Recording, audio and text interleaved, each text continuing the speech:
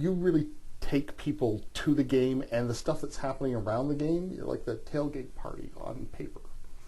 That's a good point, and it has been pointed out to me by some people since this book has come out, and people I know had a chance to read it in its completed form.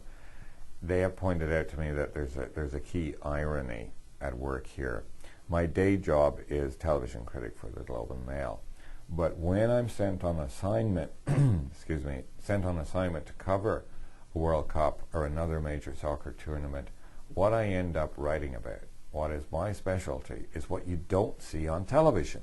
That's very true. It's exactly what you do. It is. You know, I never thought it through like that. With any, I never thought it was my mandate to do that. I ended up doing it by accident. I'm not, as I said, a sports reporter. That, you know, I haven't been trained and had a ton of experience writing about a particular sport or several sports. So that first time when I went to the World Cup, I felt a little unsure at the beginning about what I was doing. And I think for a day or two I tried to do more traditional sports reporting, write about the game, the stats, when the goal was scored, the formation on the field, all of those things. And I wasn't sure that I was doing it particularly well. And then a few days into that tournament, I wandered out of the media center at a stadium and just went out into the streets. And in the vast armies of supporters from the various countries who were attending the tournament and this particular game, and in the outfits they were wearing and in their interaction with their hosts, the local people in Korea and in Japan, I saw the theater of the game. I saw the purity of the experience, and I sensed the kind of experience that really happens, that evolves when you're at a major tournament. And I realized eventually that when you're watching international soccer on television, you see the field, you see the players on the field, the camera follows the ball, but the true theater of it, the majesty of it all, is in the stands, it's in the streets outside, it's on the subway or the tram on the way to the stadium, where you have two sets of fans singing and chanting and the locals reacting to that. That's the best story. It's what people don't see on television. But it turns out from what I know about the reaction to my coverage, is that that's what people are truly intrigued by.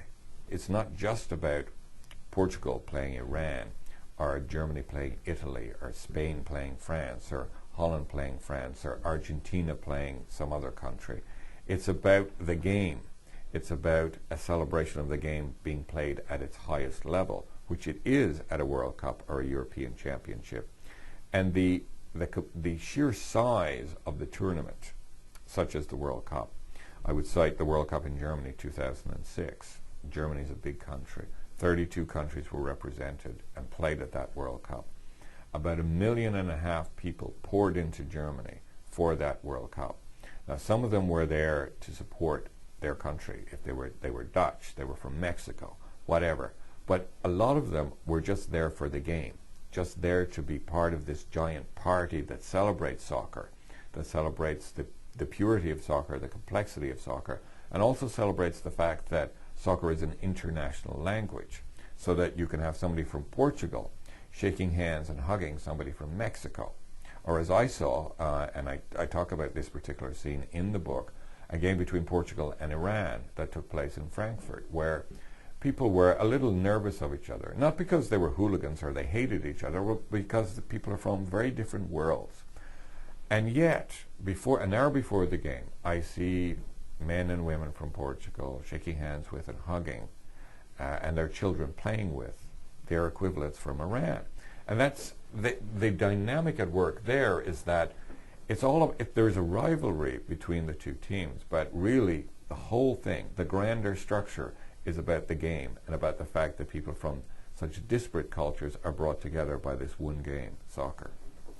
The book is The World is a Ball, The Joy, Madness, and Meaning of Soccer. I've been speaking with the author and TV critic for the Globe and Mail, John Doyle, and John Doyle's The World is a Ball is published by Doubleday Canada.